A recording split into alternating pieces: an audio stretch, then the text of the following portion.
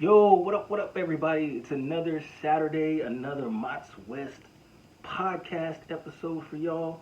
Of course, I'm your host, Mott's, behind the boards on the mic, just one man show here. I'm really excited because we got the Mott's West banner that you can see behind me that'll be featured in the coming episodes. You'll have to go to the YouTube component to see that. And I'm gonna have to fill you guys in on that joke. That's an inside joke between me and a couple peeps, the YouTube component. But I'm gonna have to fill you guys in on that. But basically, go to YouTube, search Mott's West Podcast. That's Matts West Podcast, and you'll see that. Also, we got the website coming for the shirts, so with the logo and everything, you see me wear it. If you've been on the YouTube component, you definitely see me wearing it on the Mott's West vlog. You can also check those out on YouTube, and I'm just kind of excited about where things are going and headed for the podcast. But before we get into that, well, actually, that's going to come down the road. So we're going to get into the top news. The big story of the week was this. Okay, so I'm very upset at myself because on June 7th this year, the Iron Sheik passed. And I'm pretty sure you guys are familiar with that name. If you're an 80s baby, maybe a 90s baby, especially 70s and older. Iron Sheik was one of the, if not the greatest villain, heel, which is a bad guy in wrestling, Heel. That's a bad guy in wrestling. He was one of the greatest heels in wrestling of all time. If not the jumping point, he would definitely, if you were doing a Mount Rushmore of heels for wrestling, the Iron Sheik would definitely be on the Mount Rushmore. So RIP Iron Sheik. Sorry, I'm late getting to that. And the reason why I was reminded of it is I saw a clip of Mark Henry, who's the world's, well, used to be the world's strongest man when he was in WWE. Also, he was basically. He had a couple of different gimmicks in WWE. You can go back and look at them. Some of them were pretty entertaining, and then there was the Hall of Pain Mark Henry. So he was telling a story about him meeting the Iron Sheik and wanting to, I guess, get the Iron Sheik's respect. And the Iron Sheik had these huge Persian clubs, and they were like if you mixed a golf club and a baseball and a big huge baseball bat. These things were giant, and they weighed about 75 pounds each. And the Iron Sheik would just kind of swing them over his head one by one to show how strong he was. And so everybody was telling Mark Henry about the Iron Sheik's clubs or whatever one day. And so Mark Henry went over and he wanted to swing them like the Iron Sheik did. And the Iron Sheik said, no, you got to be able to, they are too heavy, no. And that's a horrible Iron Sheik Iranian accent. But so Mark went over and, of course, effortlessly, swung the clubs. And Iron Sheik gave him a big hug, and he said, "Oh, I love you, man, I love you." So that was kind of a cool story about Mark Henry, part of the newer generation, earning the respect of somebody from the old school generation. And speaking about taking things back, in other news, it seems that it came out from sources close to Dave Meltzer. Dave Meltzer, who is pretty much the original wrestling TMZ person, or the original wrestling journalist. If you look up dirt sheets, which were wrestling news and rumors and stuff like this, before there were things like this, before there were the internets, Dave Meltzer had what were called dirt sheets with all the backstage news and things you want to know. So sources close to Dave Meltzer, which is a pretty reliable source, say that not only was the beginning of this past Monday night's Raw changed, but more auspiciously, who changed it? Well, sources according to Meltzer say that Vince McMahon, that is Vince, who's not supposed to be near the company, but is now back within the fold of the company. Vince, who people stated was not going to be part of creative, but apparently has done some creative things, McMahon. And this kind of irks me in a lot of ways. I mean, normally I try not to get personal. I just try to report the news. But let's just put it this way. In the WWE, things were going a certain way with characters and things. And then all of a sudden they just went left for no reason. And it was Vince McMahon's doing. He was just trying to break stuff up just to break. It's kind of like when you had your toys when you were younger and you liked your toys, but you would break them and try and put them back together in odd ways, and it just, they were, of course, never the same, and you then again realized they were worth more. Even if they were out of the package, they were worth more and closer to the original condition than what you had done. You didn't create any art with him, in other words. So Vince McMahon apparently changed the first, I guess, half hour of Raw. So I will get to that later on. In fact, coming up next in Best Week. So he personally had the creative hand in changing that. Now, the reason why this is starting to worry me is because things that Vince McMahon broke, Triple H, who is now COO of WWE, apparently fixed. And so now Vince McMahon's back, and he's slowly but surely putting his hands on the product again. Things could get really, really weird. So, well, so that didn't make it when I found that out, it wasn't, didn't make it a good week for me. But somebody out there, one of the shows, Monday, Tuesday, Wednesday, Thursday, Friday, and Saturday is, so let's get into it. So, there's wrestling on Monday, Tuesday, Wednesday, Thursday, Friday, and now Saturdays. And what I do is I try and go through each show, tell you pretty much the main event, the main part that you need to be concerned about, so that if you wanted to get into the storyline, that's where you should jump in, and it's always pretty much the main event. So we're going to see, out of all the shows that are on, which show is, so I've made an executive decision, since Collision is new, and it's on Saturdays, but it's on late Saturdays, since I try to do the podcast early on Saturdays, as early as possible, so I can get it out to you guys. Collision is actually going to start off Best Week. So we're going to go Saturday through Friday, but it's going to start next week. Or I should say, next week with tonight's episode of Collision. So that'll be the first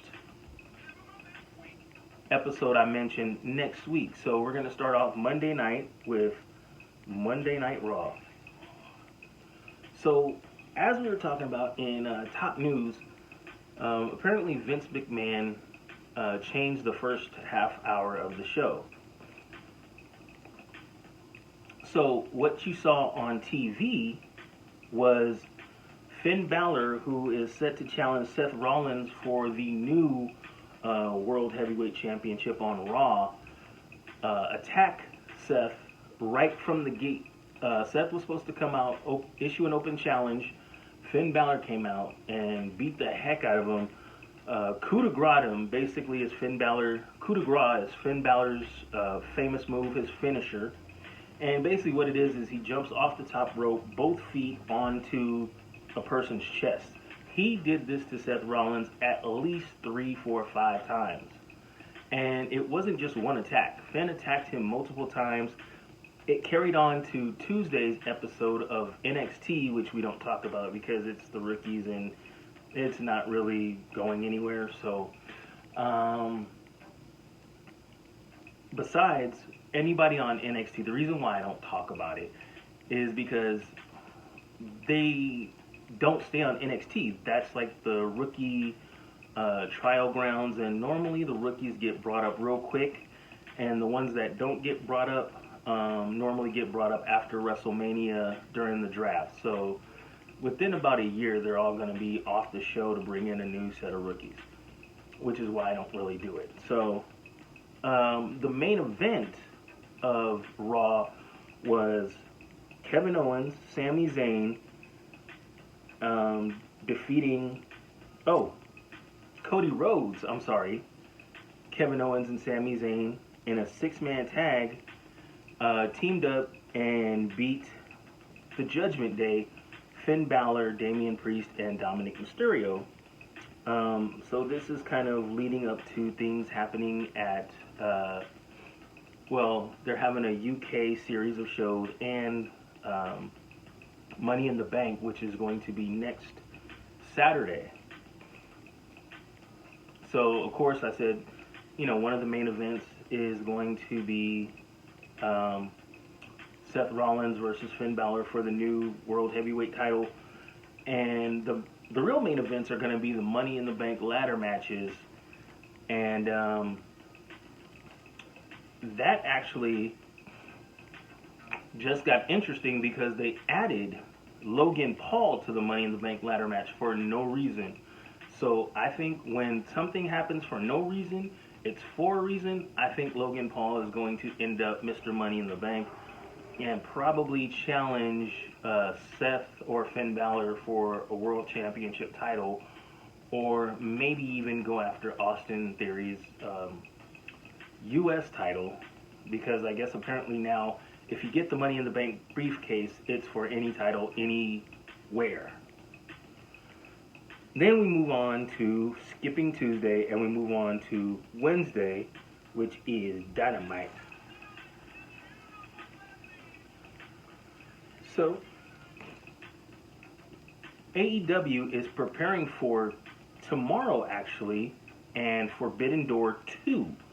And basically the concept of the Forbidden Door, like I said, we're kind of in the middle to the, I guess, maybe back end of Forbidden Door.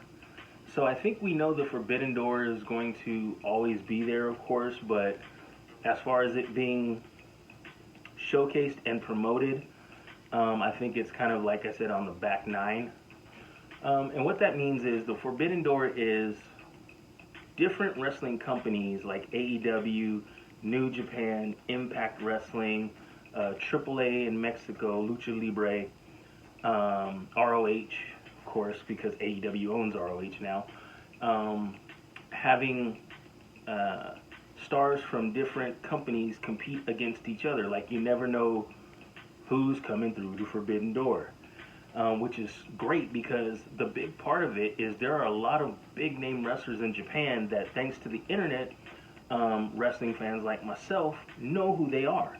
And thanks to the internet, you can, even if you're just mildly interested in knowing who some of these people are, because you're gonna, even if you're casually into wrestling, probably,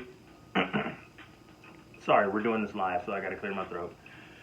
You're going to run into one of those names, or you have heard one of those names before. So, getting into Wednesday's Dynamite, the Blackpool Combat Club, with Takeshita, Kenoshi Takeshita, who was the Japanese star, big, tall, huge, linebacker-looking Japanese wrestler, who's now with Kenny Omega's former manager, Don Callis, They've now aligned themselves with the Blackpool Combat Club, and they've challenged the Elite to a 5-on-5 tag match at Forbidden Door. So the BCC already have their 5, but since Kenny Omega is actually going to be defending the IWGP US title against Will Ospreay in a rematch, he's not going to be able to be a part of the Elite. So Eddie Kingston volunteered his services to Hangman and the Young Bucks, and Eddie said that he will bring in the 5th guy. So he was going to take care of the 5th guy. And the 5th guy turned out to be the stone-faced pit bull Ishii, Tomohiro Ishii. I think I'm hoping I'm pronouncing his name right, but all you got to say is New Japan's stone-faced pit bull Ishii. So in Japan, they normally go by their last names. So you're going to hear me say the last name first and then probably try and butcher the first name. But, so Ishii is going to be the 5th man versus the Elite. So basically, Eddie Kingston went out to the ring to make the announcement. John Moxley from the Blackpool Combat Club took offense to it because they're former friends and now they're confronting each other because they've both taken different sides. And I mean, these guys go way back. And so out comes the Blackpool Combat Club to jump Eddie Kingston. Ishii comes in, tries to help. He gets outnumbered. So Bryan Danielson calls out Kazuchika Okada, the Rainmaker from New Japan, who he's supposed to be facing in a match to prove who's the best wrestler in the world this generation, which I'm looking forward to see, which will probably be the main event, if not one of the main events. So Danielson thinks Okada's not there for some reason. Danielson thinks Okada is somewhere off wherever. But Okada shows up and proceeds to clean house of the Blackpool Combat Club. So that's a match. Everybody went nuts, and everybody's going to enjoy that match. And that was the main event of Dynamite.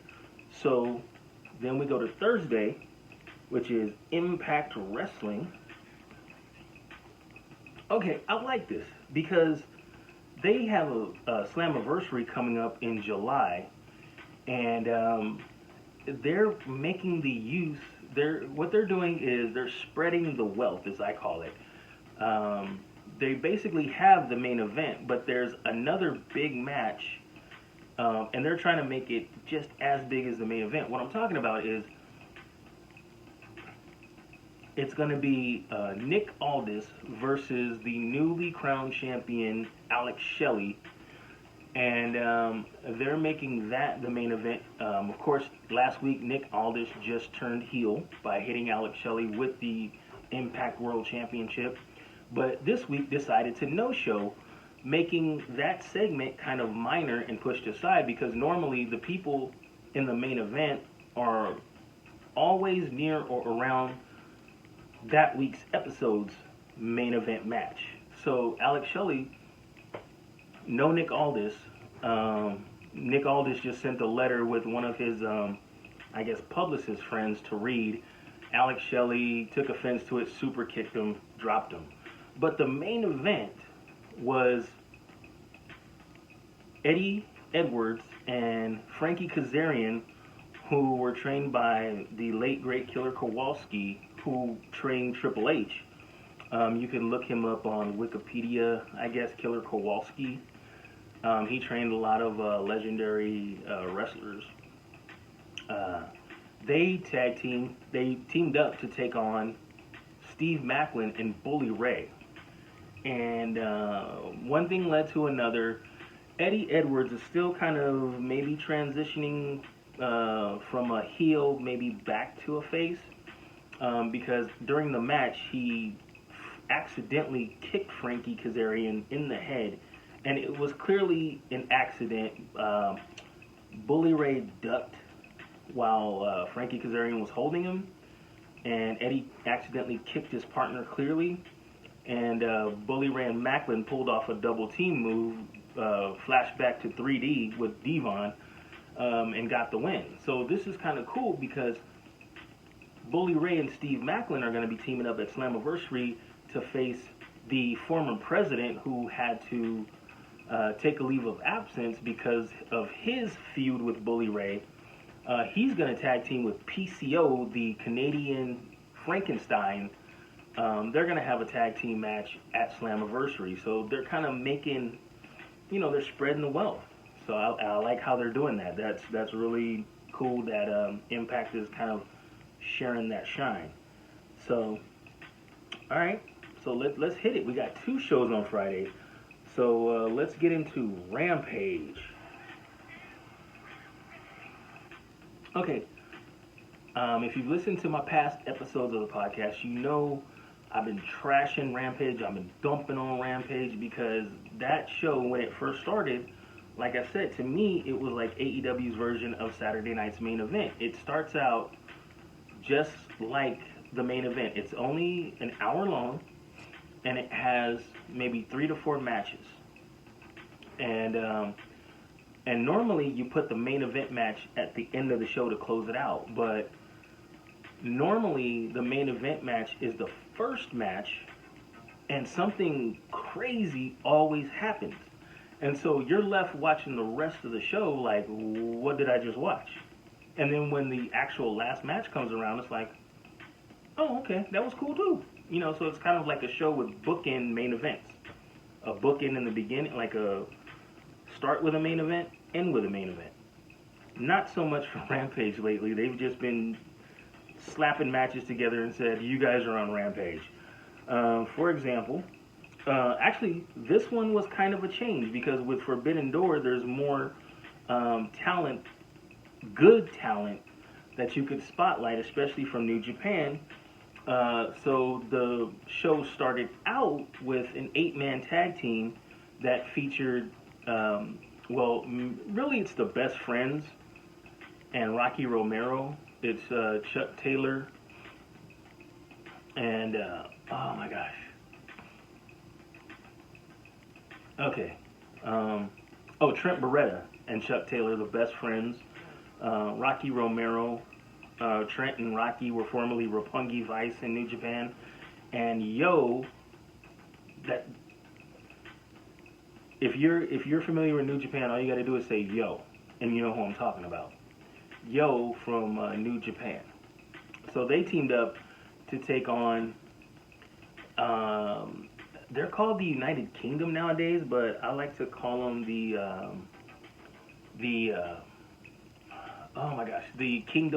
Commonwealth Kingdom, led by Will Ospreay.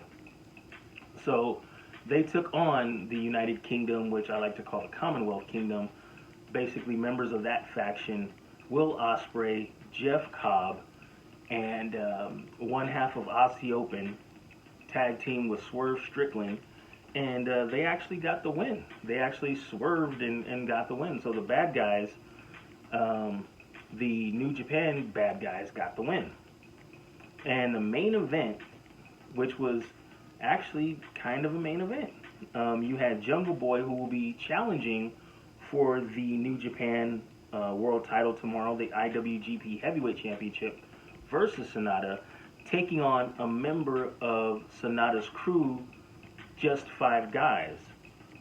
He took on Dookie, who he looks kind of like a combination of Melina, maybe from Mortal Kombat, and Reptile. Basically has the purple suit, has the half mask that cuts off that, half mask right here, like COVID.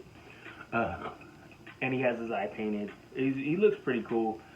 He started out in Mexico as a Japanese wrestler and stayed there until 2019, where he went back to New Japan. And actually, Just Five Guys, well, in case you don't know, New Japan has a lot of what's called factions, just wrestlers grouped together under a certain name. They help each other. You have good guy factions, bad guy factions.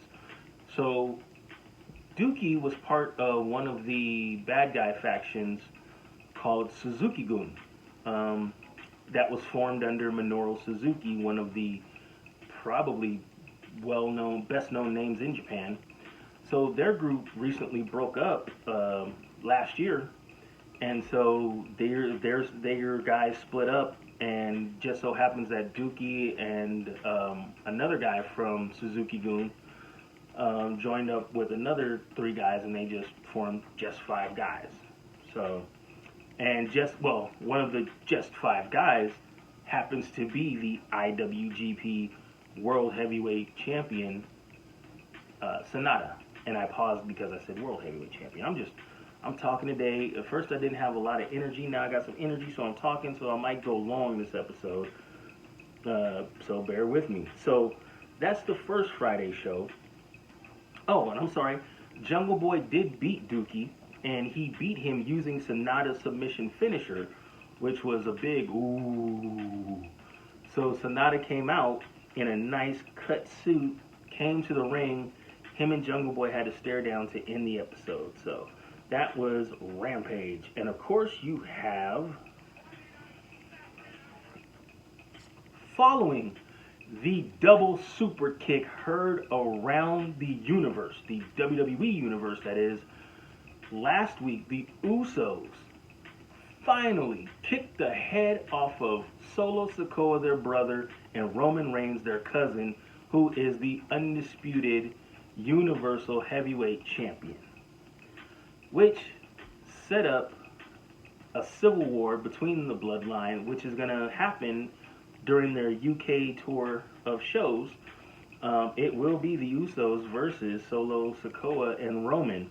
And so the Usos opened up the show saying, hey, we understand what we did, but we're still family at the end of the day, but we need to come to a conclusion, and if we got to kick y'all again to do it, we're going to do it. So you're going to go not against your cousins and your brothers, you're going to go against the greatest tag team in history, the Usos. Welcome to the Uso Penitentiary. So later on in the night, Roman basically, already Roman, true to form, no-showed, leaving Solo and Paul Heyman there. Solo was kind of probably in his feelings about a lot of things, especially his own bigger brothers kicking him in the head last week. But he had it coming, believe me.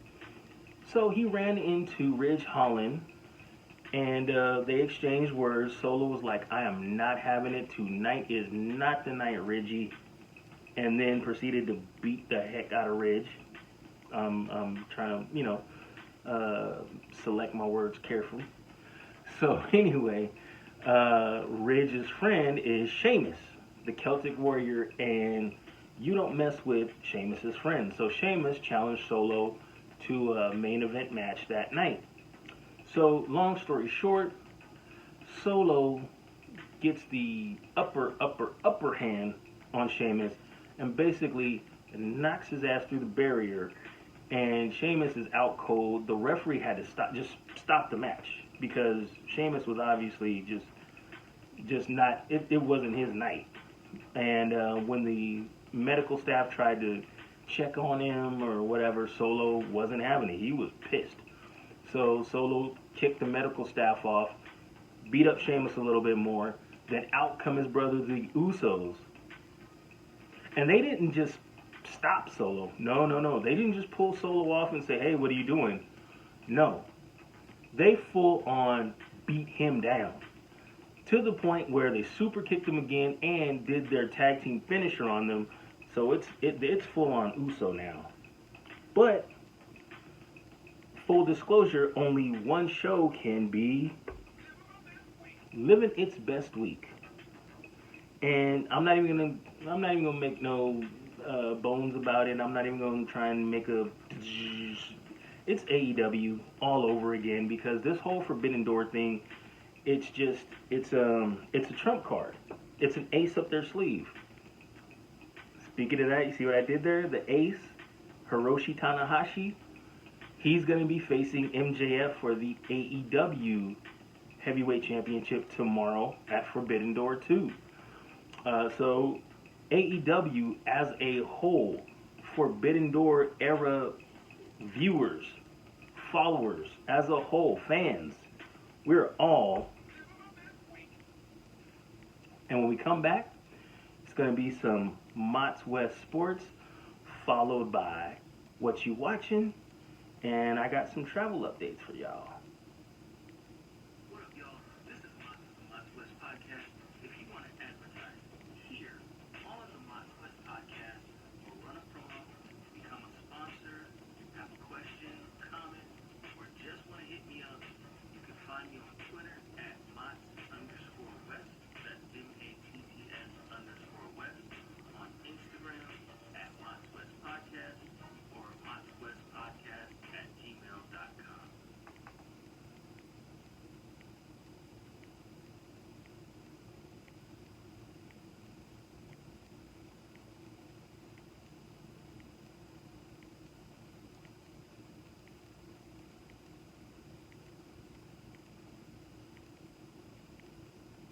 Coach did a horrible job. Players did a horrible job.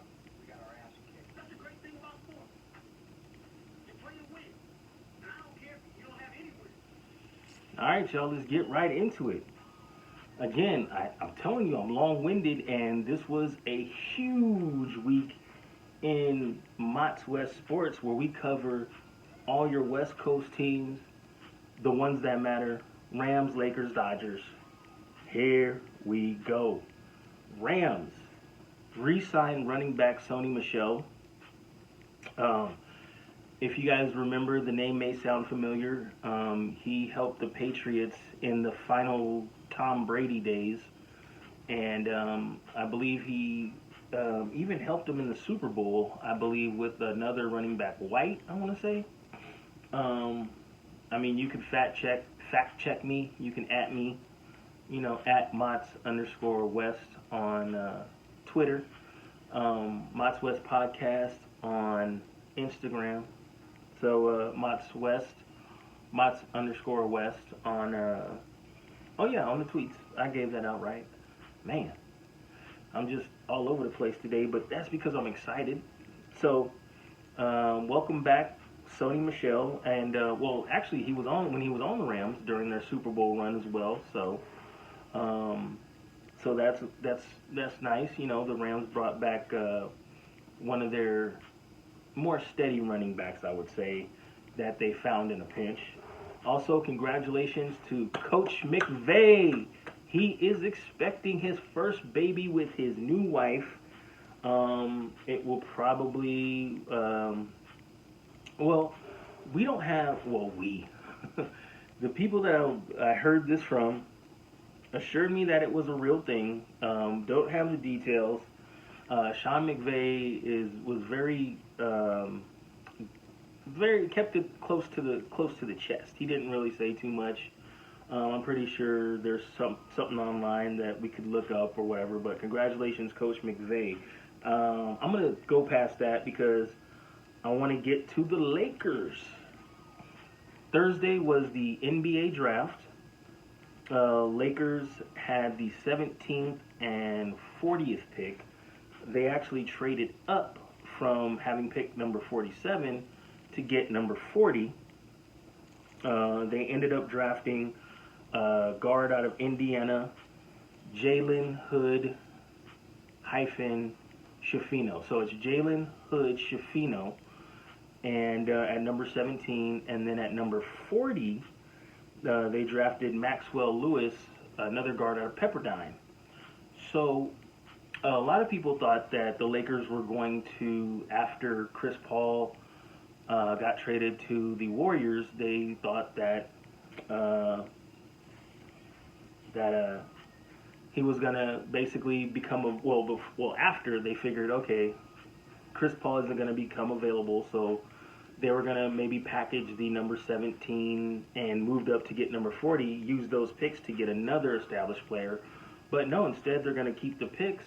And actually just yesterday, General Manager Rob Pelinka was on with my boys, Mason Ireland and Greg Bergman. And he was asked about the draft picks. and he didn't really mention too much um, about the notion flying around that they were going to try and package picks. But what he did say was that he and the team of scouts, basically what they did was they had all of the players and where they were projected to go. And what they figured out is after number 41 of the players projected to go, there was a huge talent drop off. So that's why they moved up. They made it a big deal, paid money to move up from number 47 to number 40. And the thing with Maxwell Lewis is that he was expected to go in the first round. So not only did they end up in the part of the draft that they wanted to be at, but they got a steal. So Maxwell Lewis comes in at a bargain, and both players, everybody, the scouting report on them is they're basically stable players, all-around players, and they have huge upside. So hopefully those picks work out, and welcome to the Los Angeles Lakers, Jalen Hood-Schifino and Maxwell Lewis.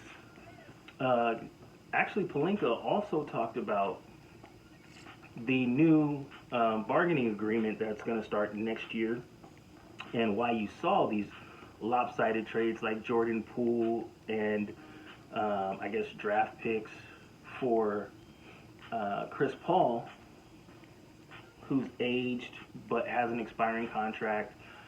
Basically, this year it's all about staying under the salary cap. More specifically, the second apron, what they're calling it, of the salary cap, because normally if you go over the cap, I'm just going to keep it simple.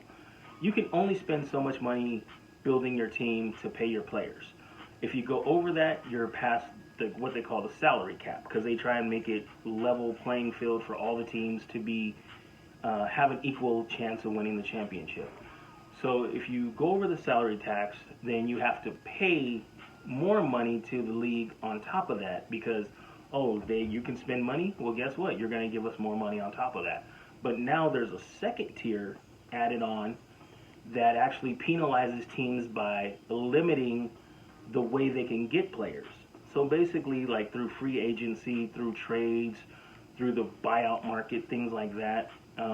If you know about mid-level exceptions or mid-level exemptions, you can look those up.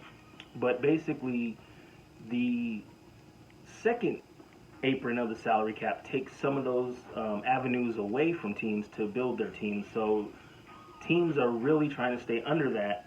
If they're over it, they're trying to dump salaries to get under that. So it's a money thing. So that's what Rob Pelinka mentioned. He mentioned that, in a sense, it's a hard cap, and he has to be mindful because he could spend the Lakers ownership's money on players. He has, of course, free reign to do that, but now he has to be mindful of that second apron of the cap. And, well, we have nothing else left but the Dodgers. The Dodgers, who ended up last week getting swept by their hated rivals, the San Francisco Giants, this week shut out the Angels in 2 games, 2-0 in both games, and beat up on the lion-cheating Astros last night, 3-2. But the big news in MLB was on the heels of the Astros-Dodgers game, Time Magazine did an interview with the baseball commissioner, Rob Manfred, who was asked about the 217 scandal where the Astros were caught cheating, and says he went in depth, basically saying if he could take it back, or if he could go back, he would do it differently and not have given the Astros immunity, which pissed a lot of baseball fans off because they feel like him saying that just reopened an old wound and made it new again. Now, mind you, the Astros are still getting booed everywhere they go, and the former players that aren't on the team, Alex Correa, he still gets booed nonstop when he plays games. But a lot of people feel that, that was dying down, and at least the Astros, who most of the players involved in the scandal were, are gone from the team. So, once that team is wiped clean from that regime, then the booing would probably, die down or wane over time. But it feels brand new again. So overall, their record is 42-33. They're in third place in the National League West behind the Diamondbacks and the Giants. They still, if the playoffs started today, would make the playoffs in the final wild card spot. And it seems what they're doing is they are trying to build up their young core. They dumped a lot of talent who they were paying a lot of money to, in hopes of getting Shohei Ohtani next year. Hopefully he becomes a free agent.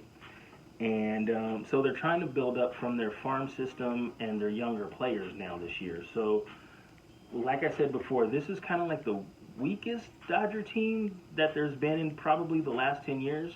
But by weakest, they're not a weak baseball team. They've just become an average baseball team. In other words, Superman at one point gave his powers away and he could just be Clark Kent. So the Dodgers are basically Clark Kent. They actually play today, maybe in like an hour or so from the time that I'm recording this, at 4:10, another game against the lion-cheating, hated Houston Astros. So you can watch that if you want. You might already be watching it when you hear this. So that's Sports West. And like I said, there's a lot going on in that. And there's a lot going on with what I'm watching. Alright. It's finally here. What I've been waiting for. Marvel is back in business with Secret Invasion. And I'm liking this because this series, it's going to be short and sweet. It's only going to be 6 episodes, but it's Samuel Jackson centered. Samuel Jackson is Nick Fury. We find out, we catch up with him. Those of you who've been following Marvel pretty much are in the know that after S.H.I.E.L.D. got pretty much taken out in Civil War, they started to concentrate on, well, let's just go and say it for those who don't know or who just forgot. So during Civil War, pretty much S.H.I.E.L.D. was almost decimated from the inside out by Hydra, and then Captain America, Iron Man, of course, went to war. And so Nick Fury basically,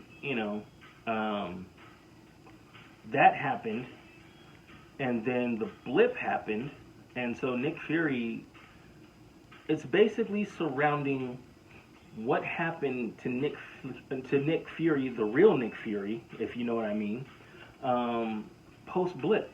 Did he lose trust in the Avengers? Is that why he went into space and into seclusion by solely concentrating on putting together Saber? So the difference between S.H.I.E.L.D. and Saber is that S.H.I.E.L.D. was mainly concentrated on homeland threats, like Homeland Security, CIA, FBI. They weren't really thinking threats from beyond the stars. They weren't thinking aliens. They just protected Earth on Earth. And so Nick Fury thought that the Avengers could do that job for them. And then when the Avengers lost against Thanos, because they were fighting, Nick Fury internalized things and said, okay, I'm going to have to do this myself with the people that I trust, because that's what the Avengers were supposed to do. They didn't do it. So that's how Saber was formed. And if you've seen previews for the Marvels, and if you've seen, of course, Captain Marvel, well, I won't say Captain Marvel, but WandaVision, at the end of WandaVision, where where they reveal that Nick Fury on Earth has been a Skrull. Nick Fury and Maria Hill, they were being played by Skrulls, so it seemed like Nick Fury was still here on Earth, but the whole time he was really up in space putting together the Saber program. So now it looks like the Skrulls, instead of, if you remember in Captain Marvel, the movie, the Skrulls were lost from their homeworld that they lost, and they're looking for a new home, and now they've decided after the blip to colonize Earth and make Earth their new home by basically slipping secretly and invading, basically turning themselves into important political figures to cause chaos in the world so that the Skrulls can secretly live as humans and nobody's looking for them. So Secret Invasion is really good because we've had a lot of space stuff, a lot of God stuff. Now we come back down to Earth. This is going to be Nick Fury based, so it was a big story in the comics. So I'm again long-winded today. I don't know why. So I'm excited to see what happened the first, or what's going to happen the first episode. I mean, 5 minutes into the first episode, already like is action packed. So that's what I'm watching. So as far as travel is going, it's a good news, bad news situation, and I'll get that music going. So I told you that there were new developments that were going to let me travel kind of to different places and try new things. That sort of fell through in a sense, but I will be able to go to some new places, but just not hit as many as I would have liked to, or go as often. But in the works, I will tell you, Denver, Colorado's in the works, and Orlando, Florida. So just throwing that out there. So I will be seeing them soon. And to everybody else listening, I am hoping that I will see you all next week. Peace.